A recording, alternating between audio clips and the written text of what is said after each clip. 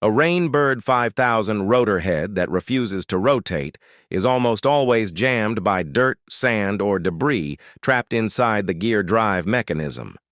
The fastest way to solve this issue and get the sprinkler turning again is by performing a pressurized gear drive flush directly at the sprinkler head. This method forces trapped sediment out of the internal housing without requiring you to dig up the yard or replace the entire unit. First, turn on the irrigation zone so water is flowing at full pressure through the stuck rotor head. Stand over the sprinkler and place your foot or the palm of your hand flat on top of the pop-up stem. Press the stem firmly all the way down into the ground until it sits flush with the outer casing.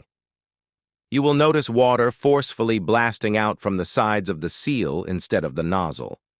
This high-pressure bypass is exactly what flushes the debris out of the internal gear assembly. Hold the stem down for about 5 to 10 seconds while the water flushes out the contaminants. Release your pressure and let the stem pop back up to its normal watering height. Give the top turret a gentle manual twist to the right and left to ensure the internal gears are moving freely. The rotor should immediately resume its normal side-to-side rotation pattern.